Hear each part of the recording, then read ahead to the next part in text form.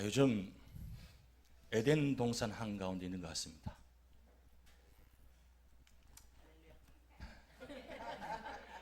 온 천지가 붉게 물들고 노랗게 물들어 있습니다.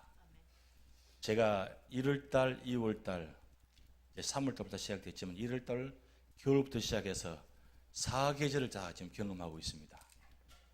겨울은 겨울대로 눈이 와서 좋고, 봄은 봄대로 꽃이 피어서 좋고, 또 여름은 푸르러서 아주 좋고, 봄 되어서 왔더니 목사님 가을을 기대하십시오, 이렇게 말씀하셔서 정말 기대를 많이 했습니다. 그런데 가을 되니까 기가 막힙니다. 세상에 죽어도 여한이 없다. 이렇게 아름다운 모습을 함께 살아가는 우리 교회가 참 축복이다. 그런 생각이 많이 들었습니다.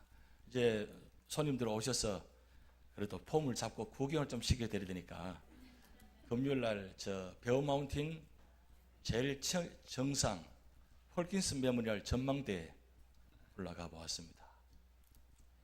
정말 절정이었습니다. 안 가보신 것처럼 앉아 계시는데 정말 사방으로 얼마나 아름답던지, 멀리 날씨가 좋아서 맨하탄까지 다 보이고, 사방으로 허등산 출발한 것은 보이고 너무 좋았습니다. 그리고 조금 내려가면 웨스트 포인트, 그 유명한 그 육군사관학교에 들어가서 보니까 불이 타는 것 같아요. 그렇게 좋을 수가 없어요. 근데 이렇게 참 단풍이 들어서 참 좋은데, 여러분 단풍의 의미가 뭔지 여러분 아십니까? 왜 저렇게 단풍이 저렇게 아름다운 색깔을 내는지를 아시고 보시고 계시는지 아주 의미가 있습니다. 제가 와서 겨울을 봤을 때는 잎이 하나도 없이 나무가지만 앙상했습니다. 그런데 봄이 되니까 이 녹색의 엽록사가 생겨서 나뭇잎이 점점점 푸르기 시작합니다. 아름답기 시작합니다. 이제 여름이 지나면서 가을이 되니까 이제 그 엽록소인 잎 안에 노란색이 담겨있는 안토시아닌이라는 그 색소가 들어있습니다. 그 색소가 점점 드러나기 시작합니다. 그러면서 늦여름이 시작되면서 이제 붉은색의 카로티노이드라는 색소가 드러나기 시작합니다. 그래서 여러분 보시는 지금 붉고 노란색이 그 색이 드러났기 때문에 사실은 그렇게 됩니다. 중요한 건 이 엽록소가 파괴되면서 그 안에 숨겨져 있던 노란색이 드러나고 붉은색이 드러나가지고 이 노란색과 붉은색이 합해질 때 가장 아름다운 색인 주황색이 나타납니다. 지금 여러분 보시는 색깔이 거의 주황색에 가까운 색깔입니다. 그런데 왜 단풍이 드는가? 그것은 사실은 나뭇잎의 생명이 끊어지는 순간입니다. 이제 겨울을 준비하는 과정입니다. 겨울을 준비하면서 나무에서 생소를 보내지 않으면 결국 나뭇잎에서 결국 이 영양 공급이 되지 않다 보니까 자연적으로 엽록소가 파괴되고, 그 다음 이 노란색의 색소가 파괴되고, 붉은색이 또 파괴되고, 마지막에 이 탄이라는 이 갈색의 색깔이 마지막으로 남게 됩니다. 그래서 이제 조금 지나면 이제 갈색의 색깔이 나타날 겁니다. 저는 그 색깔을 바라보면서 우리 인생의 모습이 이런 모습과 같다, 그런 생각이 들었습니다. 한창 젊을 때는, 한창 때는 아주 녹색이 푸르르고 싱싱하고 그렇게 좋았는데, 그러면서 자연적으로 연세가 들어가면서 나이가 들어가시면서 세월이 지나면서 노란색의 아름다운 모습으로 바뀌어지기 시작합니다. 그리고 어느 정도 절정이 올라가면 이제 붉은색의 모습이 나타납니다. 그래서 굳이 화장을 하지 않아도 색깔이 아주 아름다워요.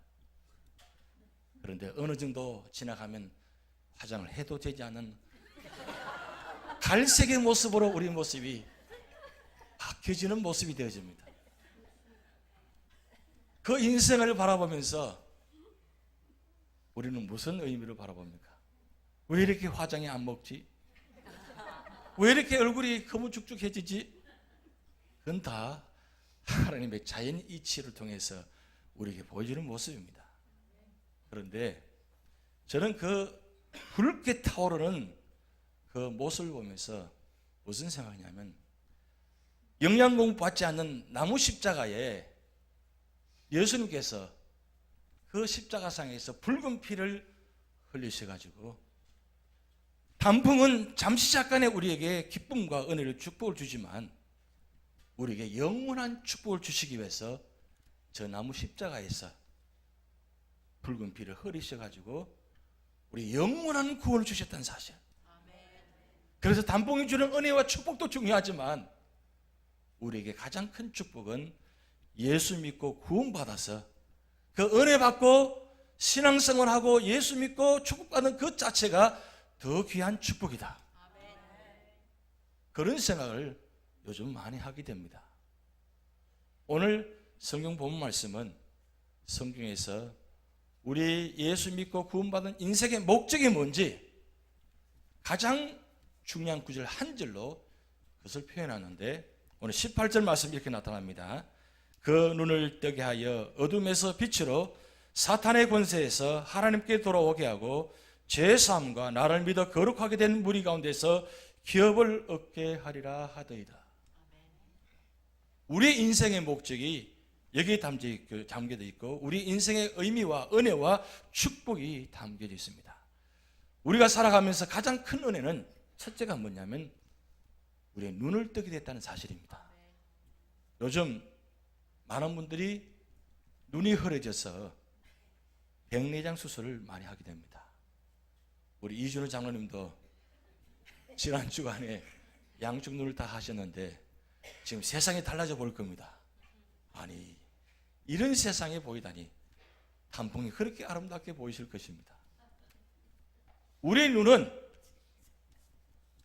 점점 흐려지게 되고 보이지 않게 됩니다.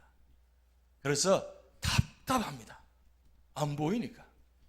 그런데 이 눈을 뜬다는 것은 영적인 영안의 눈을 뜨게 된다는 뜻입니다.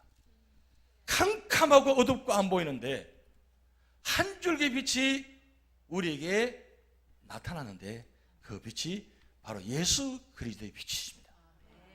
예수 그리스도를 믿는 그 순간에 우리가 캄캄하고 죽어있는 상태에서 예수 그리스도를 믿는 그 순간에 우리가 눈이 열리게 되고 세상을 다르게 보게 되고 그동안 보지 못했던 모든 모습들을 영적인 눈을 뜨게 됨으로 통해서 말씀을 통해서 조명하게 되고 그 말씀을 통해서 보게 되니까 세상이 달라져 보이는 겁니다.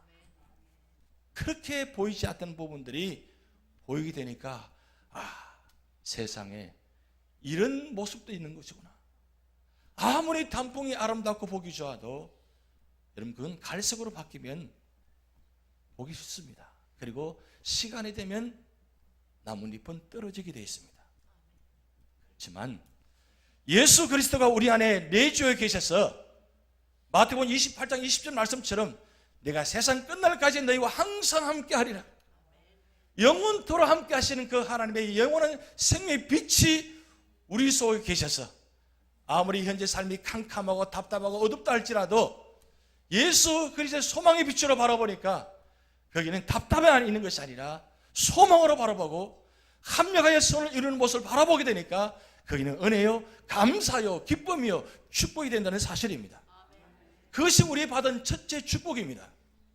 그리고 두 번째 축복은 사탄의 권세에서 하나님께로 돌아오는 것입니다. 우리는 영적인 눈을 뜨기 전까지는 사탄이 우리 세상을 주관하는지 몰랐습니다. 사탄이 존재하는지도 몰랐습니다. 그런데 예수 그리스도를 믿고 나니까 내가 그동안 사탄의 권세 안에서 세상 속에서 살아온 그 모습들, 그래서 그것이 다 아는 줄 알고 그것이 옳은 줄 알고 살아왔습니다.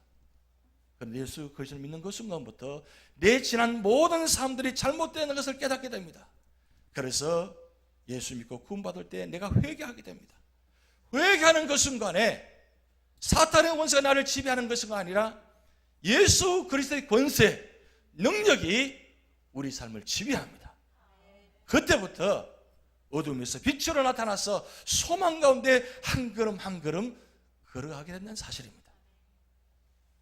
나의 갈 길 다 가도록 예수 인도하시니 무슨 일을 만나든지 만사형통하리라. 내가 이는 알지 못하지만 그러나 주님께서 함께 하시니까 한 걸음 한 걸음 걸어갈 때마다 내 힘으로 살아가는 것이 아니라, 내 방법으로 살아가는 것이 아니라 주님 주신 힘을 가지고, 믿음을 가지고, 능력을 가지고 살아가니까 세상에는 다 캄캄하고 어둡지만 주님이 나 안에 계셔서 세상의 권세로 살아가는 것이 아니라 하나님은 전능하신 힘으로 살아가니까 그때부터 세상에 소망이 생기기 시작했습니다. 세상이 다르게 보이기 시작합니다. 그리고 주님 주신 힘을 가지고 살아가기 시작합니다. 내가 너와 함께하니라. 놀라지 말라. 두려워하지 말라. 나의 의로운 온손으로 너를 붙잡아 주리라. 이 말씀이 힘이 우리 가운데 거하시니까 이제부터는 우리는 은혜와 진리로 충만한 삶을 살 수 있다는 사실입니다. 이것이 우리 구원받은 자의 삶의 모습입니다. 세상 속에는 이런 은혜가 없습니다. 돈이 있으면, 명예가 있으면, 가진 것이 있으면, 많이 알면 행복한 줄 알았습니다. 그래서 그것을 위해서 쫓아왔습니다. 그것을 추구하며 살아가고 있습니다. 그런데 여전히 목마릅니다. 답답합니다. 갈급합니다. 그런데 내가 예수 믿고 구원받아서 은혜를 받으니까, 축복이 임하니까 세상에 알지 못하는 놀라운 비밀을 깨닫게 되고, 그리고 그 주님을 가지고 살아가다 보니까 나도 모르게 그래 살 소망이 있어, 살아갈 힘이, 이유가 있어. 왜요? 예수 그리스도 때문에. 그리고 말씀을 주셔서 그 말씀 때문에 하루하루 살아갈 수 있다는 사실, 그 자체가 오늘 우리에게는 은혜요 축복입니다. 그래서 우리의 삶의 자리마다 하나님 나라가 이루어지는, 그래서 거기는 기쁨이 있고 축복이 있고, 그래서 항상 기뻐하라, 쉬지 말고 기도하라, 범사에 감사하라. 이런 은혜가, 말씀 역사가 우리와 함께 나타난다는 사실입니다. 그리고 세 번째 우리에게 큰 축복은 뭐냐면, 오늘 말씀처럼 제3과 나를 믿어 거룩하게 된 무리라고 말씀합니다. 성경에서 우리를 향해서 베드로 사도를 통해서 주신 말씀이 있습니다. 베드로전서 1장 9절 10절 말씀에 그러나 너희는 택하신 족속이요 왕같은 제사장들이요 거룩한 나라요 그의 소유가 된 백성이니 이는 너희를 어두운 데서 불러내어 그의 귀한 빛에 들어가게 하신 이의 아름다운 덕을 선포하게 하려 하심이라. 하나님께서 우리를 구원하시고 선택하셔서 축복하시는데, 우리를 그냥 바라보시는 것이 아니라 우리를 택하신 족속이라고 했습니다. 한 개인으로 보지 않습니다. 그리고 왕 같은 제사장으로 바라보십니다.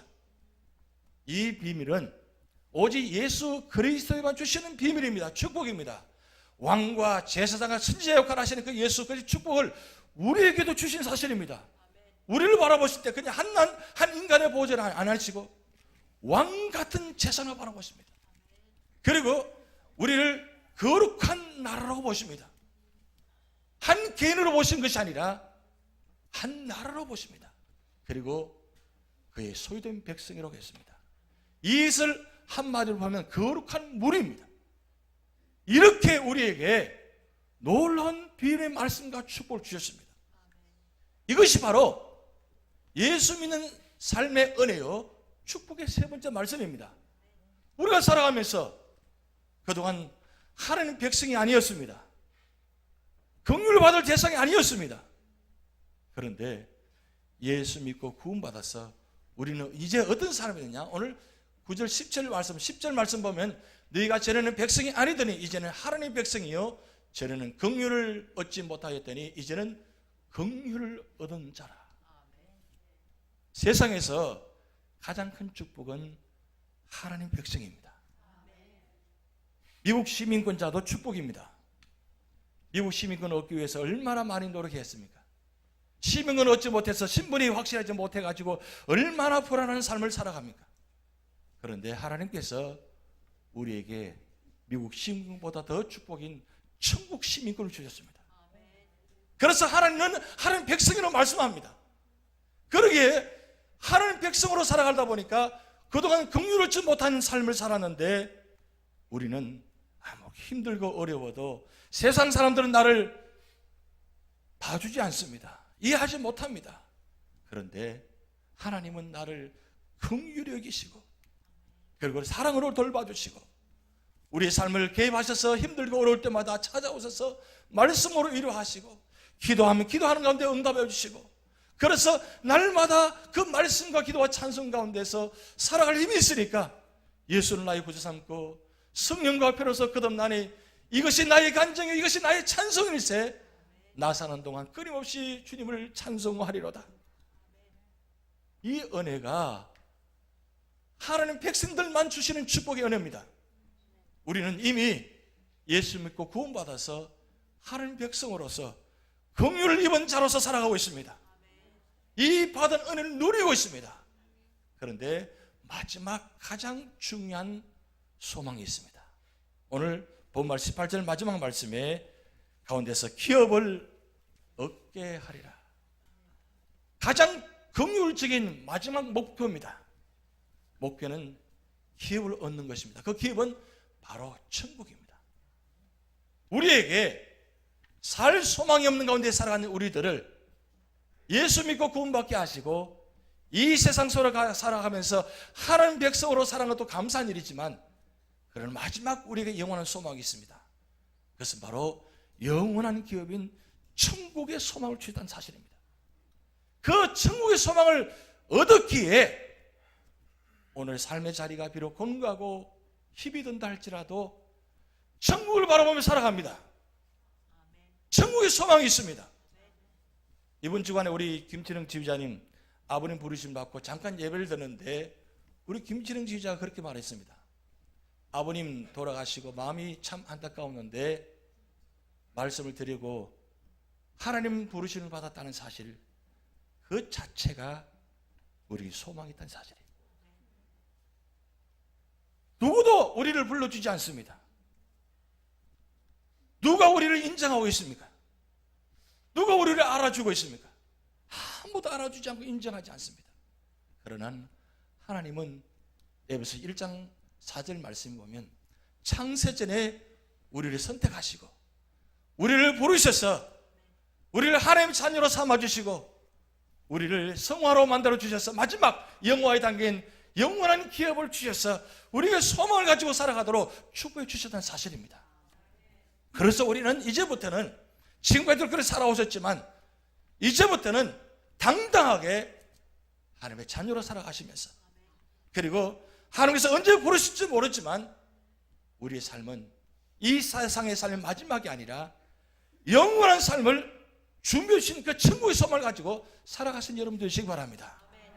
이제 나뭇잎이 곧 떨어져서 곧 겨울이 될 것입니다.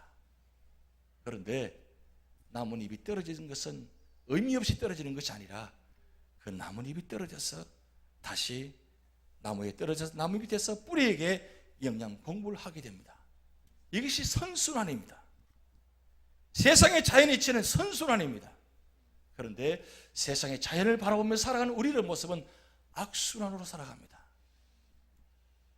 이것이 얼마나 안타까운 사실입니다. 오늘 18절 말씀을 통해서 하나님은 사도 바울을 통해서 말씀합니다.